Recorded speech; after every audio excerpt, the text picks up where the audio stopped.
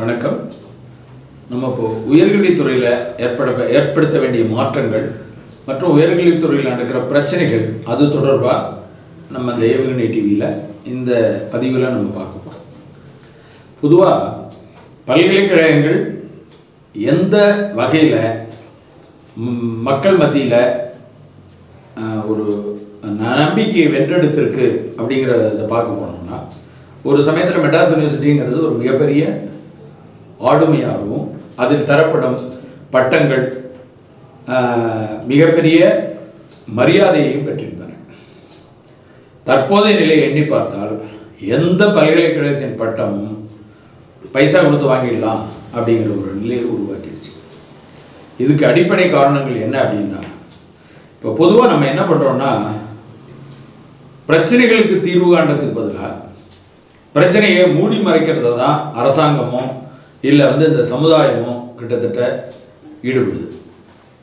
ஏன்னா இந்த பட்டங்கள் எப்போ மரியாதைக்குரியதாக இருக்கும், படிப்பு எப்போ உண்மையான தகுதியுடைய நிலையில் இருக்கும் அப்படிங்கிறதுக்கு அதனுடைய அடிப்படையான பல்கலைக்கழகங்களின் செயல்பாடுகள் மாற்றம் செய்யப்பட வேண்டும். உதாரணத்துக்கு, பல்கலைக்கழகங்கள் அனைத்தையும் கட்டுப்படுத்த வேண்டியது யூனிவர்சிட்டி கிராண்ட் கமிஷன், பல்கலைக்கழக மானிய குழு என்ற அமைப்பு. எந்த ஒரு பல்கலைக்கழகமும் எந்த ஒரு டிகிரி அதாவது பட்டம் வழங்க வேண்டும் என்றாலும் அதற்குரிய சிலபஸ் அதாவது பாடத்திட்டம் மற்றும் அதற்கு என்ன பேரில் அந்த டிகிரி கொடுக்குறாங்க. பிஎஸ்சி அக்ரி அப்படின்னு கொடுக்குறாங்க, பிஎஸ்சி கெமிஸ்ட்ரின்னு கொடுக்குறாங்க. அப்படின்னா இதற்குரிய டிகிரி, அதற்குரிய பாடத்திட்டங்கள் ஆகியவற்றை யூனிவர்சிட்டி கிராண்ட் கமிஷன் பல்கலைக்கழக மானிய குழுவுக்கு அனுப்பி அந்த பல்கலைக்கழக மானிய குழு அங்கீகாரம் அளித்த பட்டங்கள் மட்டுமே செல்லுபடியாகும். நீங்கள் இப்போ ரீசெண்டாக பார்த்துருப்பீங்க, பல்கலைக்கழகங்கள் அதாவது அரசு பல்கலைக்கழகங்கள் அளித்த பட்டங்கள் கூட வேலைவாய்ப்புக்கு தகுதியற்றவை என்று விளம்பரப்படுத்தப்பட்டது. இதற்கு யார் பொறுப்பு? ஒரு மாணவன் ஒரு அங்கீகாரத்துக்குரிய பல்கலைக்கழகத்தில் பட்டம் பெற்றிருக்கும் போது பட்டப்படிப்பிற்கு சேரும்போது என்ன நினைக்கிறான்? இது அரசு பல்கலைக்கழகம், இந்த பல்கலைக்கழகம் வழங்கும் பட்டங்கள் நமக்கு வேலைவாய்ப்புக்கு தகுதியுடையது, நம்மை தகுதியுடையவனாக ஆக்கும், இந்த பட்டம் பெற்றிருந்தால் நம்ம வேலைவாய்ப்பு கிடைக்கும் என்ற நம்பிக்கையிலேயே படிக்கிறான். எந்த ஒரு நபரும் தற்போது பல்கலைக்கழக பட்டங்கள் அலங்காரத்துக்காக எந்த படிப்பிலும் யாரும் சேருவதில்லை.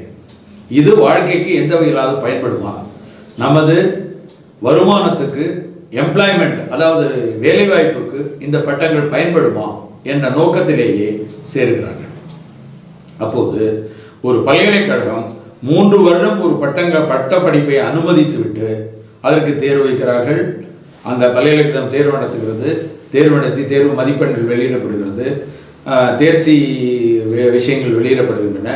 எல்லாமே வெளியிட்ட பிறகு இந்த பட்டப்படிப்பு இந்த குறிப்பிட்ட பட்டம் வேலைவாய்ப்புக்கு தகுதியற்றது என்று ஒரு பல்கலைக்கழக மானிய குழு அறிவிக்குமானால் இதைவிட அயோக்கியத்தனம் வேறு ஏதாவது இருக்க முடியுமா? ஒரு நம்பிக்கைங்கிறது, அரசாங்கத்தின் மீது உள்ள நம்பிக்கை, இது ஆட்டம் காண வைக்கிறது.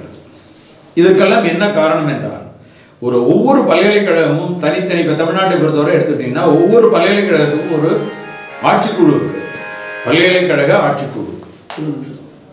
இந்த பல்கலைக்கழக ஆட்சிக்குழு தான் அந்த பல்கலைக்கழகத்தை நிர்வகிக்குது. ஒவ்வொரு பல்கலைக்கழகத்துக்கும் தனித்தனி சட்டங்கள் உள்ளன.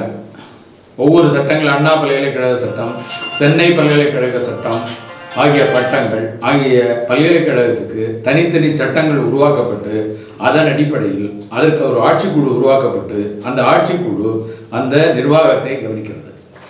இந்த பல்கலைக்கழகங்களின் செயல்பாடுகள் சரிப்படுத்தப்பட வேண்டுமானால் தமிழ்நாட்டில் உள்ள அனைத்து பல்கலைக்கழகங்களிலும் ஒரே ஒரு சட்டம் இயற்றப்பட வேண்டும். அடுத்தது, இந்த சிண்டிகேட் மெம்பர்ஸுக்கு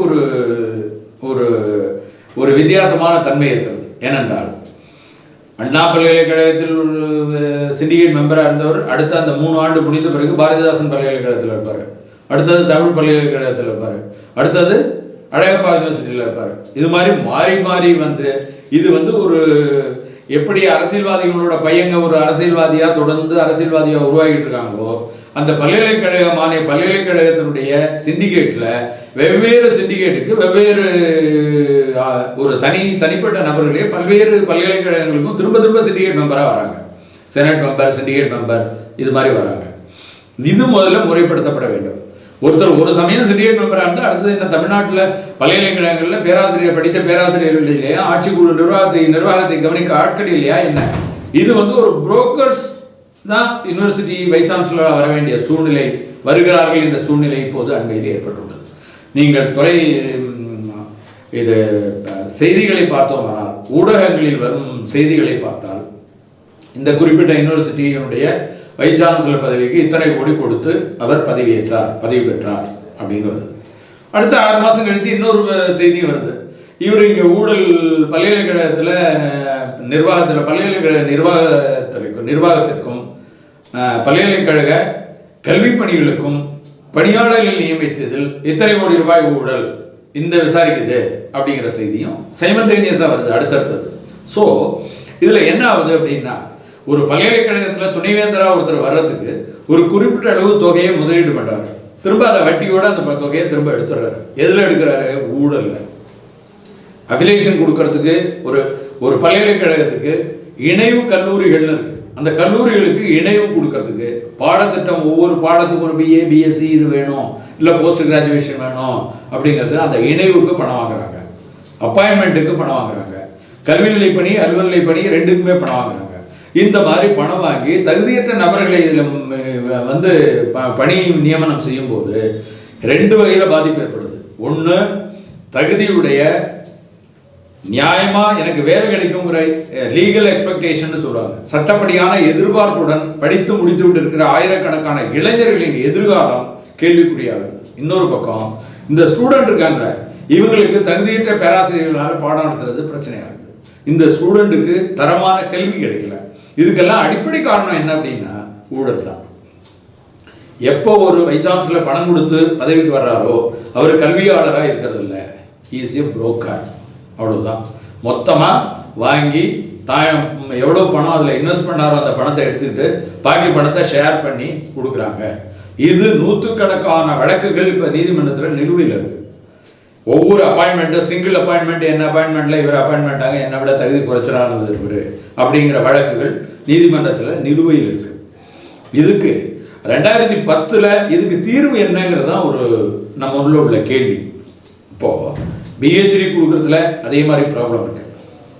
பிஹெச்டி ஒருத்தர் பட்டம் வாங்கணும்னா ஒரு குறிப்பிட்ட தொகையை முழுவதுமாக கொடுத்துட்டா பிஹெச்டி தீசிஸ் எழுதி எல்லாத்தையும் பண்ணி அவங்க பிஹெச்டி பட்டமும் கொடுத்துருவாங்க. பிஹெச்டி பட்டம் வாங்கியாச்சுன்னா ப்ரொஃபஸராகவோ ஒரு கல்லூரியிலையோ ஒரு பல்கலைக்கழகத்திலேயோ பேராசிரியராக, இணை பேராசிரியரில் உதவி பேராசிரியர் நுழையிறது ரொம்ப சுலபம். ஸ்லட் நெட்டுன்னு தேர்வு இருக்குது. எல்லாத்துலேயுமே தவறுகள் நடக்கும்போது தகுதி குறைவான நபர்கள் குறுக்கு வழிகளில் வருகிறார்கள். உள்ளே வந்தோன்னா அவங்க அடுத்தது என்ன அப்படின்னா, ஒன்றும் தகுதி குறைவானவர்கள், இரண்டாவது என்ன அப்படின்னா பிஹெச்டி படிக்கும்போது பிஹெச்டி ஸ்டூடெண்ட்கிட்ட பணம் வாங்குறாங்கன்னு நிறைய அதுவும் செய்திகளில் வருது. நமக்கு பிஹெச்டி டிகிரி கொடுக்கறதுக்கு பணம் வாங்குறாங்க அப்படின்னு வருது. இப்போ ஒரு பிஹெச்டி தியரி என்ன பண்ணுறாங்கன்னா, நிறைய தியரி எடுத்து பார்த்தீங்கன்னா அந்த தியரிக்கு வைவா ஓசின்னு சொல்லுவாங்க. ஒரு நாளைக்கு அவர் தியரியை எழுதி முடித்தவர் ஸ்டூடெண்ட்டு கொஞ்சம் பேருக்கு ஒரு இன்விடேஷன் கொடுத்து அதுக்கு முன்னால் தன்னோட தியரி என்ன அப்படின்னா பிஹெச்டியில் ஒரு மாதிரியான கண்டுபிடிப்புகள், அதாவது இந்த இலக்கியத்தை எடுத்துக்கிட்டால் இந்த இலக்கியம் எப்படிப்பட்டது, இந்த இலக்கியத்தினுடைய எந்த காலத்தியது, இது எந்தெந்த காலத்தில் எப்படியெல்லாம் இந்த இலக்கியங்கள் வளர்ச்சி அடைந்தன, இதில் உள்ள இலக்கணங்கள், இது அடிப்படையில் சில கன்க்ளூஷன், சில முடிவுகளுக்கு வர்றாரு ஒரு ஆராய்ச்சியாளர். அடுத்தது ஒரு கோயில்னு எடுத்துக்கிட்டால் இந்த கோயில் இந்த காலத்தில் கட்டப்பட்டது, அதுக்கு காரணங்கள், இந்த கோயிலுடைய கட்டுமான பணிகள் இப்படி இருக்குது, இதனோட டூம் அதாவது மேலே கோபுரம் இப்படி இருக்குது, அதனால் இது பல்லவர் காலம், இது பாண்டியர் காலம், இது சேரர் காலம், இவரோட கட்டடக்கலை அப்படிங்கிறதெல்லாம் ஆராய்ச்சி பண்ணி ஒரு புது முடிவை அவர் அறிவிக்கணும். இதுதான் ஆராய்ச்சி கட்டுரைகளின் நோக்கம். ஆனால் இப்போ இருக்கிறது என்ன, ஆராய்ச்சி கட்டுரைகளில் பெரும்பாலான ஆராய்ச்சி கட்டுரைகளில் பார்த்தீங்கன்னா பெரிய கோயிலுக்குள்ளே போனால் முன்னால் துவாரபாலகர் சிலை இருக்குது, பெரிய நந்தி இருக்குது, பெரிய லிங்கம் இருக்குது. இது ஒரு ஆராய்ச்சி கட்டுரை. இதுக்கு இதை முடிச்சுட்டு தான் அவர் பாடங்களை எடுக்கிறாரு. இந்த பிஹெச்டி டிகிரியை வச்சு தான் இவர் வேலையும் வாங்குறாரு. இதற்கு என்ன பண்ண வேண்டியிருக்குன்னா, இந்த பணம் கொடுத்து வேலைக்கு வந்த இந்த ப்ரொஃபஸர்ஸு இது மாதிரி ஒரு கட்டுரைகளுக்கு, இது மாதிரி ஒரு என்ன அப்படின்னா, இந்த வெளிநாட்டுகளுக்கு போயிட்டு மணியன் கட்டுரை எழுதுவார் முன்னா, இதையும் பேசுகிறது இதழில், அது மாதிரி ஒரு கட்டுரைகளுக்கு பிஹெச்டிங்கிற ஒரு பட்டத்தை கொடுக்குறாங்க. இந்த பட்டத்தை வச்சு மறுபடியும் இது பட்டம் வாங்குகிற, பட்டம் வழங்குகிற ஃபேக்ட்ரியாக பல்கலைக்கழகங்கள் மாறிவிட்டன. இதை வச்சு மறுபடியும் வர்றார், மறுபடியும் அவர் ப்ரொஃபஸர் ஆகிறார். இதே மாதிரி வரும்போது படிப்படியாக தரநிலை குறைகிறது. இதற்கு என்ன செய்ய வேண்டும், இதற்கு மாற்று ஏற்பாடுகள் என்ன அப்படிங்கிறது தான் நமக்குள்ள முன்னு உள்ள கேள்வி. 2010ஆம் வருடம் ஒரு மத்திய அரசு ஒரு கொண்டு வந்தது, ஒரு bill, the national commission for higher education and research bill 2010. இந்த பில்லில் என்ன சொல்லியிருந்தாங்க அப்படின்னா, இதுக்கு ஒரு commission, national commission for research and education and research bill அப்படிங்கிறத, இந்த ரிசர்ச்சுக்காக ஒரு கமிஷன், இந்த அடிப்படையில் ஒரு கமிஷன் உருவாக்கப்பட வேண்டும். அந்த கமிஷனில் யார் யார் மெம்பராக இருக்கணும், எமினன்ட் பர்சனாலிட்டிஸ், ரிட்டையர்டு, இது மாதிரி விசிஸ், அவங்க இது மாதிரிலாம் ஒரு கமிஷன் இருக்கணும். இதுக்கு ஒரு கொலீஜியம், இப்போ நீதிமன்றத்தில் நீதிமன்ற நடைமுறைகளை பற்றி பார்க்குறவங்களுக்கு தெரியும், பேப்பரில் படிச்சிருப்பாங்க. ஏதாவது நீதிபதிகளை யார் நியமிக்கிறாங்கன்னா கொலீஜியம் தான் நியமிக்குது. அது சீனியர் ஜட்ஜஸ், இப்போ ஹைகோர்ட் ஜட்ஜு, சீனியர் ஜட்ஜு, அது அவருக்கு உள்ள அடுத்தடுத்த நிலையில் உள்ள 5 நீதிபதிகள் சேர்ந்து ஒரு கொலீஜியமாக செயல்பட்டு அவங்க தான் இந்த அடுத்த எலிவேஷன், அடுத்த ஜட்ஜை யாரை நியமிக்கணுங்கிறத அவங்க ஒரு லிஸ்ட்டு கொடுக்குறாங்க. அதுபோல் இந்த national commission for higher education and research அப்படிங்கிற கமிஷனும், அந்த கமிஷனும் என்ன பண்ணணும்னா ஒரு கொலீஜியத்தை உருவாக்கும். அதில் விசிக்கு தகுதியுடையவங்க யார், உயர் கல்வி நிறுவனங்களில் சீஃப் எக்ஸிக்யூட்டிவ் ஆஃபீஸராக நியமனம் செய்யப்பட வேண்டிய நபர்கள் யார் என்பதை அதை முடிவு செய்து ஒரு லிஸ்ட்டு தயாரித்து வச்சுருக்கோம். அந்த லிஸ்ட்ல இருந்து தான் நீங்கள் விசியை போட முடியும். இப்போ இருக்கிற சூழ்நிலை என்ன அப்படின்னா, யார் புரோக்கரை நல்லா கவனிக்கிறாரோ, யார் அதிகமான பணம் கொடுக்குறாரோ, யார் அதிகமாக கொள்ளையடித்து அதை பங்கு கொடுக்கறதுக்கு தயாராக இருக்கிறாரோ, யார் அரசியல் பின்புலம் இருக்கிறதோ, இவர் வைஸ் சான்சலராக வர முடியுது. இப்போது இந்த பில் கொண்டு வந்தாங்கன்னா இதில் முழுமையாக 100% இந்த எராடிகேஷன், அதாவது இந்த கரப்ஷனை ஒழிச்சிடலான்னு நான் சொல்லவில்லை. ஆனாலும் இதனோட சதவீதத்தை குறைக்க முடியும். ஏனென்றால் ஒவ்வொரு அரசு ஆட்சிக்கு வரும்போதும் அந்த ஆட்சியில் அந்த ஆட்சி தலைவரின் பின்னால் சுற்றி கொண்டு வைஸ் சான்சலராக வர்றதுக்கு நிறைய பேர் ரெடியாக இருக்காங்க. இந்த மாதிரி வைஸ் சான்சலர் அரசியல் சார்ந்த நியமனம் இல்லாத போது அட்லீஸ்ட் கல்வியாளர்களாவது ஒவ்வொரு பல்கலைக்கழகத்திலையும் வைஸ் சான்சலராக வருவாங்க.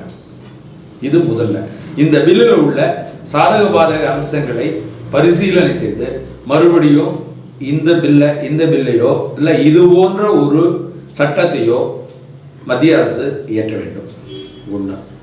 இரண்டாவது, இந்த ஆட்சிக்குழு உறுப்பினர்கள் ஒரு ஆட்சிக்குழுவில் ஒரு சிண்டிகேட் மெம்பராக வந்துட்டாச்சுன்னா, ஒரு ஆட்சிக்குழு உறுப்பினராக வந்துட்டாருன்னா திரும்ப அவர் ஒரு முறை மட்டுமே சான்ஸ் வழங்கப்பட வேண்டும். ஒரு முறை தான் அவர் தேர்ந்தெடுக்கலாம். அடுத்த முறை இன்னொருத்தர் வரட்டும். ஏன்னா இதில் என்ன ஆகிடுதுன்னா, ஒரு திருப்பம் வந்துட்டாருன்னா இது எப்படி திருடலாம், இதில் எப்படி அயோக்கியத்தனம் பண்ணலாம் அப்படிங்கிறத அவர் எக்ஸ்பர்ட் ஆகிடுறாரு. அடுத்தடுத்ததில் அவர் இன்னொருத்தருக்கு கிளாஸ் எடுக்கிற அளவுக்கு ரெடி ஆகிடுறாரு. ஸோ அப்போ இவர் இந்த பல்கலைக்கழகம் மட்டும் காலி பண்ணது இல்லாமல் இன்னும் வரப்போகிற எல்லா பல்கலைக்கழகத்திலையும் இதே மாதிரி ஒரு காலி பண்ணுறதுக்கு அவர் ப்ரிப்பேர் பண்ணி விட்டுறாரு. அவங்க இப்படிலாம் இதில் பண்ணலாம் அப்படின்னு. அதனால் இவங்க இந்த சிண்டிகேட் மெம்பர்ஸுக்கு ஒரு தகுதியை வரையறை செய்ய வேண்டும். வேந்தரோட நியமனம்னு போடுறாங்க. ஒரு அண்மையில் ஒரு யூனிவர்சிட்டியில் ஒரு அசிஸ்டன்ட் ப்ரொஃபஸரை வேந்தர் நியமனம் பண்ணியிருக்காங்க. இவங்களுக்கு என்ன தகுதி இருக்குது, நிர்வாக திறமை இருக்கிறதா, எந்த அடிப்படையில் இந்த பணி நியமனம் செய்யப்பட்டது? அதாவது ஒரு கல்வியாளரை ஒரு பல்கலைக்கழகத்தை நிர்வகிக்கும் நிர்வாக குழுவில் உறுப்பினராக சேர்க்கப்பட வேண்டுமானால் அவர் நிர்வாக திறமையும் இருக்க வேண்டும், கல்வி திறமையும் இருக்க வேண்டும், எக்ஸ்ட்ராடனரி பர்சனாலிட்டி, அவர் கல்வி தகுதியும் இருக்கணும். எப்படி மாணவர்களுக்கு படிக்கலாம், என்ன பண்ணலாம், இதில் என்ன மாற்றங்கள் கொண்டு வரலாம், இன்னோவேட்டிவ் ஐடியாஸ் அவர்கிட்ட இருக்கணும்.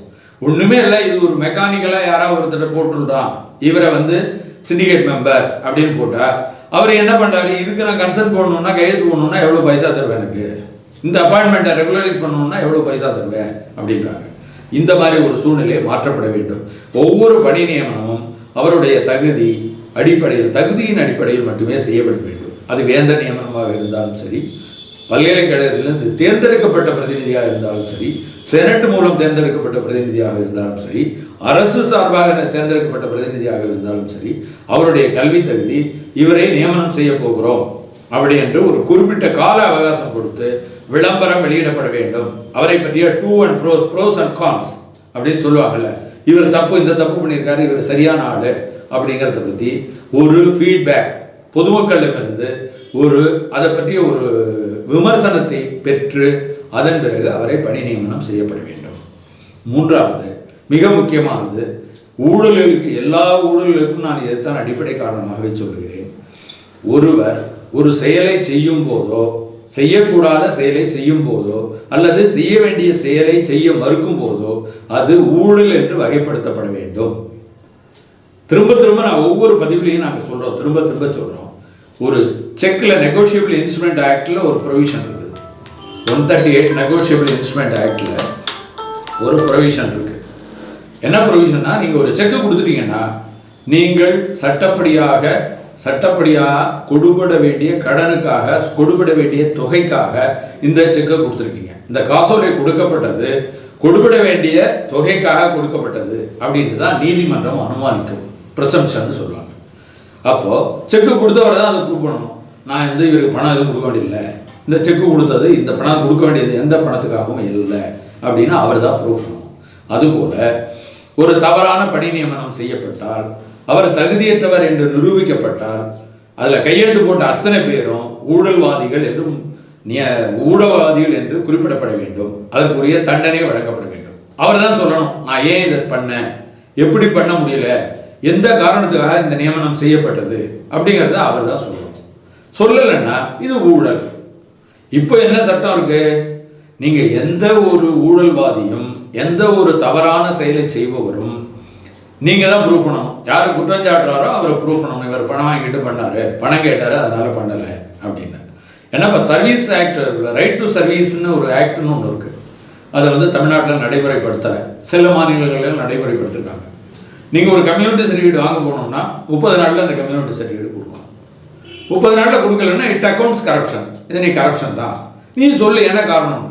ஒரு தாசில்தார் உட்கார்ந்தாருன்னா, நான் 1 மாதம் லீவில் இருந்தேன், இல்லை நான் எந்த காரணத்தினால இந்த பணியில் இருந்ததுனால இதை வழங்க முடியல, யார் இந்த சீட்டு பார்த்தாங்க, என்ன பண்ணாங்க அப்படிங்கிறத அவர் தான் விளக்கம் சொல்லணும். நம்ம விளக்கம் சொல்ல வேண்டிய அவசியமே இல்லை. நான் 30 நாளைக்கு முன்னே இதை ஃபைல் பண்ணேன், ஏன் கொடுக்கல, இட் அக்கௌண்ட்ஸ் கரப்ஷன், நீ பணம் எதிர்பார்த்து தான் கொடுக்கல அப்படிங்கிற. அது மாதிரி இந்த அனைத்து பணி நியமனங்களும், இப்போ ஒரு பிஹெச்டி தப்பாக பண்ணியிருக்காரு, அவர் அது தகுதி இல்லை அப்படின்னா, அந்த தேர்வர், அதை யார் தேர்வு பண்ணாரோ, ரெக்கமெண்ட் பண்ணாரோ, அவர் இதுக்கு மேலே நீ பிஹெச்டிக்கு ரெக்கமெண்ட் பண்ண முடியாது, நீ பிஹெச்டியை கைடாக இருக்க முடியாது அப்படின்னு நீக்கப்பட வேண்டும், நீக்கம் செய்யப்பட வேண்டும், தகுதி நீக்கம் செய்யப்பட வேண்டும். அதுபோல் ஒரு விசி வந்தாருன்னா, அவர் காலத்தில் அந்த யூனிவர்சிட்டியில் நடந்த அனைத்து தவறுகளுக்கும் அவரே பொறுப்பாக்கப்பட்டு, அவர் தன்னுடைய நிலையை விளக்க அனுமதிக்கப்பட்டு, விளக்கம் திருப்தியாக அமையாவிட்டால் அவர் பணி நீக்கம் செய்யப்படுவதுடன் ஊழல் தடுப்பு சட்டத்தின் கீழ் நடவடிக்கை எடுக்கப்பட வேண்டும். இந்த மாதிரி ஒரு அமைப்பு ஏற்படுத்தப்பட்டால் மட்டுமே உயர்கல்வித்துறையை நாம் காப்பாற்ற முடியும். அடுத்தது, உயர்கல்வித்துறையில் இது யூனிவர்சிட்டிஸ் எல்லாம் இந்த மாதிரி தப்பு பண்ணிட்டு இருக்காங்க. இந்த மாதிரி, அதாவது ஆரம்பத்திலேருந்து ஊழல், பணி நியமனத்தில் ஊழல், இசி பணி நியமனத்தில் ஊழல், சிண்டிகேட் மெம்பர் ஊழல், இது எல்லாம். அடுத்தது இன்னொன்று என்ன அப்படின்னா, எல்லா யூனிவர்சிட்டிலையும் பைசா கொடுத்தா டிகிரி வாங்கலாம், உங்களுக்கு என்ன டிகிரி வேணும், பைசா கொடுத்தா போதும் அப்படின்னா. இந்த பேப்பர் எல்லாமே வருடக்கணக்கில் வச்சுங்க, ஒரு 6 மாதம் வச்சுருப்பாங்க எல்லா யூனிவர்சிட்டிலையும். ஏன்னா அது ரொம்ப பெரிய பேர்டன் ஆகுது. நீங்கள் இத்தனை டிஜிட்டலைஸ் பண்ணுங்க, அப்படியே பேப்பரை ஸ்கேன் பண்ணி டிஜிட்டலைஸ் பண்ணி வைங்க, அதுக்கு ஒரு பெரிய இடம் தேவைப்படாது. அப்போ எந்த நேரத்தில் வேண்டுமானாலும் இவரால் எழுதப்பட்ட இந்த பேப்பர் சரியானதா, உண்மையாக மார்க் கொடுக்கப்பட்டிருக்கிறதா, இல்லை இது தவறு செய்யப்பட்டிருந்தால் யார் பேப்பர் திருத்துறாரு, அதை யார் ரீவேல்யூவேஷன் யார் பண்ணாங்க, எல்லா நபர்களும் கண்டறியப்பட்டு அவர்கள் அனைத்து நபர்களும் தண்டனைக்கு உள்ளாக்கப்பட வேண்டும். இப்போ தான் ஸ்டாண்டர்டை காப்பாற்ற முடியும். நீட் தேர்வு கொண்டு வந்ததுனா மட்டும் ஸ்டாண்டர்டை காப்பாற்ற முடியாது, இல்லை எந்த தேர்வை கொண்டு வந்ததும் காப்பாற்ற முடியாது. ஏன்னா எல்லா தேர்வுகளுமே கடைசியாக முடிகிறது ஊழலில் தான் முடியுது. நீட் தேர்வு சொன்னாங்க, ரொம்ப அருமையாக இருக்குன்னு. இத்தனை பேர் பேரண்ட்ஸ் வந்து டாக்டராக இருக்கவங்க நேராக வேற ஒருத்தரை வச்சு எக்ஸாம் எழுதுனாங்க. ஒரு பையன் 2 இடத்துல ஒரே சமயத்தில் எக்ஸாம் எழுதுனான். இதெல்லாம் கண்டுபிடிக்க முடியல. ஆனால் நாங்கள் தகுதி தேர்வு நடத்துகிறோம் அப்படின்னு சொல்கிறாங்க. அதே போல் இந்த யூனிவர்சிட்டி எல்லாத்துலேயுமே ஹையர் எஜுகேஷனில் இதையெல்லாம் சரி பண்ணாத வரையில் இந்த டிகிரி, இந்த பல்கலைக்கழகங்கள் இவை எல்லாமே ஒரு வினோதமான பொருளாகவே மக்களால் பார்க்கப்படும். யாருன்னா விஷயம் தெரிஞ்சவங்க எல்லாமே பணம் கொடுத்து பாஸ் பண்ணிடலாம் அப்படிங்கிற ஒரு சூழ்நிலை. பணம் கொடுத்து பாஸ் பண்ணலாம், பணம் கொடுத்து அப்பாயின்மெண்ட் வாங்கலாம், பணம் கொடுத்து பதவி வாங்கலாம், எல்லாமே பணம் கொடுத்தால் பண்ண முடியும் அப்படிங்கிறது மிக பாரதூரமான விளைவுகளை ஏற்படுத்தும். ஏனென்றால் இந்த நாட்டில் வறுமை கோட்டுக்கு கீழ் இருக்கும் அல்லது நடுத்தர வர்க்கத்து மாணவர்கள் இன்னும் டிஎன்பிஎஸ் நம்பி படிச்சுட்டு இருக்காங்க. 82 பேர் கரெக்ஷன் பண்ணி பாஸ் பண்ணாங்கன்னு சொல்லி சுப்ரீம் கோர்ட்டே சொன்ன பிறகும் அவர்கள் இன்னும் பணியில் இருக்கிறார்கள், இன்று வரை பணியில் இருக்கிறார்கள். அதுபோல் ஊழல் செய்தவர்கள் தண்டிக்கப்படுவதே இல்லை. இதற்கு மாற்றங்கள் கொண்டு வர வேண்டும். நீதித்துறையை பொறுத்தவரை இது போல ஒருத்தர் தப்பு பண்ணாரு அப்படின்னா அந்த வழக்கு 5 வருஷம் 10 வருஷம் லேட்டான கூட ஒன்றும் பிரச்சனை இல்லை. ஏன் அப்படின்னா அவரோட பாதிப்பினால, அந்த வழக்கு தாமதமாகறதுனால ஏற்படுற பாதிப்பு ஒருத்தருக்கு ஏற்படுது. ஆனால் ஆயிரக்கணக்கான மாணவர்கள், லட்சக்கணக்கான மாணவர்கள் தவறு பண்ணுறாங்க, டிஎன்பிஎஸ்சியில் ஊழல் நடக்குது அப்படின்னா அந்த வழக்குகள் ஒரு கால அவகாசம் வழங்கப்பட்டு 6 மாதம் இல்லை 1 வருடம், அதுக்குள்ள கால அவகாசத்துக்குள்ள அனைத்து அப்பீலும் முடிச்சு இவங்க தப்பு பண்ணியிருந்தா இவங்களை சென்டிங் அவுட், வெளியில் அனுப்பணும். அப்போ தான் தவறு பண்ணுறவங்களுக்கு முதல்ல ஒரு மனதில் பயம் வரணும். நான் தப்பு பண்ணேன்னா நிச்சயமாக தண்டிக்கப்படுவேன் அப்படிங்கிற ஒரு பயம் வந்தால் மட்டுமே இதை இந்த கல்வித்துறையை காப்பாற்ற முடியும். கல்வித்துறை என்பது நீங்கள் எல்லாம் சொல்லிட்டு இருக்கிறது, வேடிக்கையாக சொல்லிட்டு இருக்கிறது, இன்றைய மாணவர்கள் நாளைய தலைவர்கள். நம்ம எப்படிப்பட்ட தலைவர்களை உருவாக்கி கொண்டிருக்கிறோம் என்பதை இதன் மூலம், இந்த பதிவின் மூலம் நீங்கள் தெரிந்து கொள்ளலாம். இதற்கு தங்களாலான பணிகளை ஒவ்வொரு யூனிவர்சிட்டியும் உங்களுக்கு தெரிஞ்சு என்ன ஊழல் நடக்குது, என்ன தப்பு நடக்குது, அதை நிச்சயமாக தட்டி கேளுங்க, சட்டபூர்வமாக கேளுங்க. இதை மாற்றத்தை கொண்டு வரதுக்கு முயற்சி பண்ணுங்க. அரசாங்கத்திட்ட போராடுங்க. அரசாங்கத்திட்ட போராடணும்னா நான் போராட்டத்தை தூண்டணும்னு அர்த்தம் கிடையாது. தவறுக்கு எதிராக இந்த தவறுகளை எப்படி களைய வேண்டும், இதுக்கு செக் அண்ட் மெஷர்ஸ் என்ன, இதை எப்படி மாற்றுறது, இதற்கான ஒரு அதாவது எந்த விதமான தவறும் நடக்காத, தவறு நடந்தாலும் அதுக்கு பொறுப்பானவர்கள் தண்டிக்கக்கூடிய ஒரு அமைப்பை உருவாக்க வேண்டும். உருவாக்கினால் மட்டுமே நமது எதிர்காலம் மிகச்சரியாக இருக்கும் என்பதை கூறி தெரிவித்துக் கொள்கிறேன். நீங்கள் உங்களுடைய ஒத்துழைப்பை, இந்த விஷயத்தில் தங்களுடைய ஒத்துழைப்பை அன்புடன் எதிர்பார்க்கிறோம். நன்றி, வணக்கம்.